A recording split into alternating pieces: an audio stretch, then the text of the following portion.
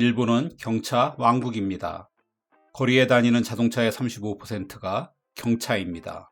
자동차 산업을 시작할 때부터 그랬고 경제가 한풀 꺾인 요즘도 마찬가지입니다. 심지어 일본의 전성시대라 할 1980년대의 거품 경제 때도 일본의 경차 비중은 30%가 넘었습니다.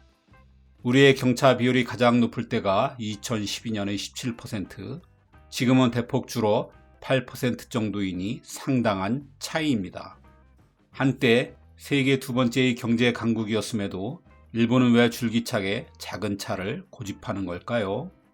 그리고 한국에선 별 인기 없는 박스카가 일본에선 왜 경차의 대세가 된 것일까요? 이유는 여럿이지만 분명한 건 일본인들이 검소하거나 실용적이기 때문만은 아니라는 것입니다. 그 이유를 알아보기 전에 일본인들은 아주 오래전부터 좁게 사는데 익숙하다는 점을 이해하는 게 좋겠습니다. 알고 보면 일본의 인구 밀도가 세계에서 가장 높은 나라 중 하나입니다. 한반도의 1.7배나 되는 넓은 땅에서 사는데 뭔 소리냐고 할지도 모릅니다. 그런데 사람들이 살 수 있는 땅만을 따져보면 얘기가 달라집니다. 일본은 산이 엄청나게 많은 나라입니다. 보통 우리나라를 산악국가라고 하지만 일본은 더합니다. 일본은 국토의 73%가 산지이고 한반도는 70%입니다. 수치상으로는 비슷해도 산의 규모가 차원이 다릅니다. 우리는 한반도에서 가장 높은 산인 백두산이 2744m이고 남쪽은 2000m가 넘는 산이 없습니다. 이 정도의 산가는 얼마든 농사를 지을 수 있습니다. 그런데 일본은 다릅니다. 일본은 잘 아는 것처럼 4개의 대륙판이 만나는 유일한 나라입니다.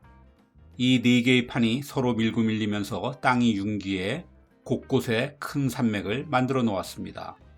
가장 높은 후지산의 3776m를 비롯해 3000m가 넘는 고봉들이 20개가 넘고 2000m 끝만 해도 50개나 됩니다. 그래서 이런 산지를 빼고 평야 면적만 놓고 보면 한반도와 비슷합니다. 그런 곳에서 한반도보다 훨씬 많은 인구가 먹고 살아야 했으니 그 적은 경작지를 빼앗기 위한 내전이 끊임없이 벌어졌던 것입니다. 이마저도 안 되니 해적질도 해야 했지요. 오랜 세월 왜구가 판을 친 근본 이유가 이것입니다. 이런 지리적 환경으로 늘 비좁게 살아온 일본인들은 2차 대전 패전 후 국가경제 재건이라는 목표 하에 경차를 만들었습니다. 1920년대 미국의 포드와 GM의 조립공장으로 시작된 일본의 자동차 산업은 일본을 점령한 미군정에 의해 엄격한 통제를 받았습니다. 그러다 6.25 전쟁이 발발하면서 미군 트럭을 수리하기 위해 부활하게 됐죠. 일본은 이 기회에 자동차 산업을 키우려 일반인들도 살 수 있는 아주 싼 차를 만들기로 합니다. 그게 경차입니다. 최대 길이 2.8m에 최대 폭이 1m, 최대 엔진이 150cc에 불과했으니 지금으로선 상상하기 어려울 정도로 작은 차였습니다. 말이 경차지 사실 4바퀴 달린 오토바이나 다름없었습니다. 아마 일본인들의 체격이 대부분 왜소했기 때문에 이런 사이즈의 차가 가능했을 것입니다. 이 차는 작은 공간에도 주차가 가능했고 좁은 차선에도 안성맞춤이었으니 일본의 제한된 공간을 그나마 효율적으로 활용할 수 있었습니다. 이 공간에 대한 압박감은 지금도 작용해 일본의 경차는 그 어느 나라보다 작습니다. 한국의 경차 기준이 배기량 1000cc에 길이가 3.6m, 폭이 1.6m인 반면 일본의 경차는 배기량 660cc에 길이 3.4m, 폭이 1.48m입니다. 이 때문에 일본의 경차는 대부분 내수용으로만 사용되고 있습니다. 어쨌든 이 초미니 자동차가 인기를 끌면서 일본의 자동차 산업은 크게 발전할 수 있었습니다. 1970년대 들어선 대폭 증가한 여성 운전자들이 경차에 몰려들었습니다. 주차도 운전도 쉬워서입니다. 1980년대엔 거품 경제로 경차의 인기가 주춤했지만 차 크기를 키워 극복해 나갔고 1990년대 이후엔 불황이 지속되면서 값도 싸고 유지비도 적게 드는 경차의 인기가 계속되었습니다. 이렇듯 자동차 산업 초기부터 꾸준히 이어져 온 일본인들의 경차 사랑은 두 가지의 큰 요인이 있습니다. 강력한 차고지 증명제와 저렴한 유지비입니다. 일본에선 1962년부터 차고지가 없으면 아예 차를 살 수가 없습니다. 주거지의 반경 2km 내에 주차 공간을 확보해야 차를 등록할 수 있어서입니다. 일본에서는 아파트조차 주차료를 별도로 내야 합니다. 큰 도시라면 월 30에서 50만 원 정도 합니다. 그런데 1991년까지 경차는 예외였습니다. 일본은 주차 단속이 지독한 데다 벌금도 세고 위반 3번이면 면허정지입니다. 그러니 차고지 증명 예외는 큰 특혜였습니다. 지금은 인구 20만 명 이상 도시에선 경차도 차고지가 있어야 합니다. 하지만 경차는 여전히 주차 문제에서 큰 차보다 훨씬 유리합니다. 일본은 지진 탓에 여러 층으로 된 지하 주차장이 거의 없습니다. 공간이 늘 협소한 데다 땅값이 너무 비싸 노면 주차장 대신 기계식의 주차 타워가 많습니다. 이 경우 크기와 무게에 제한이 있어 아무데나 댈 수 있는 경차가 훨씬 유리합니다. 또 좁은 길에서 주차를 조금만 잘못해도 가차 없이 벌금 딱지니 작은 경차가 더 선호될 수밖에 없습니다. 주차료를 내기 싫으면 단독주택에서 살아야 합니다. 그런데 땅이 일정 크기 이상이면 세금 폭탄이라 일본인들이 사는 곳은 대개 협소주택입니다. 이런 작은 집에 차를 주차하려면 경차 외엔 대안이 없기도 합니다. 일본은 세계적으로도 자동차를 보유하는데 돈이 정말 많이 드는 나라 중 하나입니다.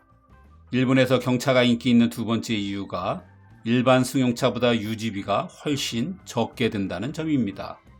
자동차 세만 해도 경차가 10만 원 정도인 데 비해 일반 승용차는 3배에서 10배 정도 됩니다. 특히 일본에서 자동차를 유지할 때 가장 큰 부담 중에 하나가 자동차 검사입니다.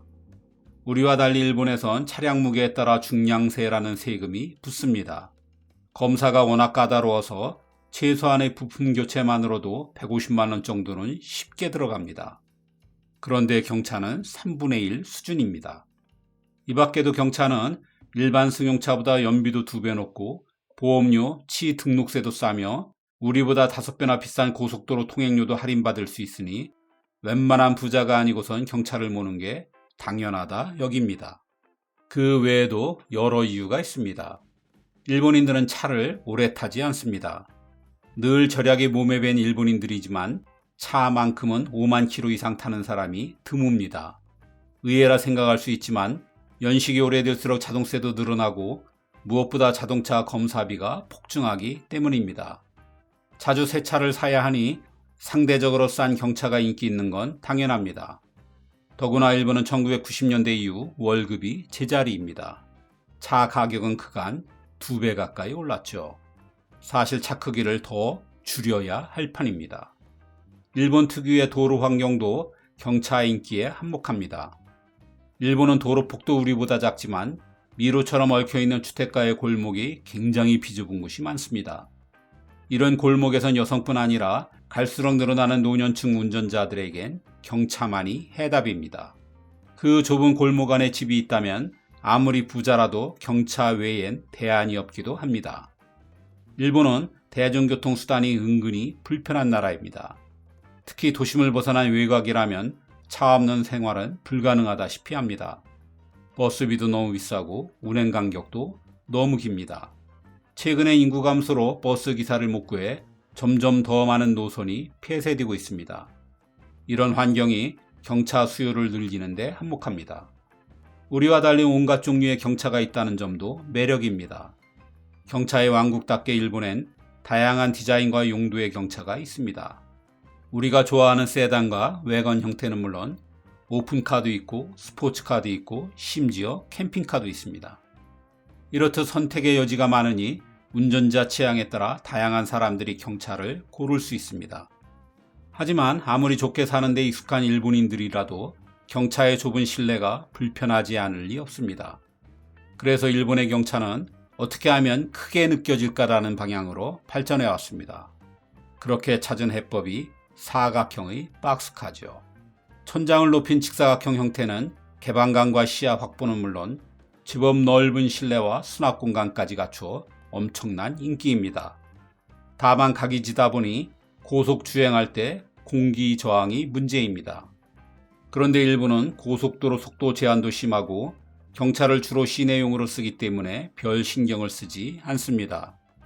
그래서 일본에서 가장 인기 있는 경차 베스트 3인 혼다의 엠박스, 스즈키의 스페이시아, 다이하치의 탄토가 모두 실용적인 박스카 스타일입니다. 하지만 앞에서 본 것처럼 아무리 실용적이고 가성비가 좋다 해도 일본인들이 경차를 사고 싶어서 사는 건 아닙니다. 경제적으로, 정책적으로, 환경적으로 경차를 선택하는 것 외엔 달리 대안이 없기 때문이라는 게 좀 더 사실에 가까울 것입니다. 게다가 일본의 자동차 업계가 안정적 수입을 보장하는 내수용 경차에 올인하느라 고급 세단 시장을 죽였다는 비판도 받습니다. 이게 요즘 세계 시장에서 일본 자동차 판매가 부진한 한 요인이라 보기도 하죠. 그래서 일본인들의 유별난 경차 편에도 일본의 갈라파고스화 현상 중 하나가 아닌가 싶기도 합니다.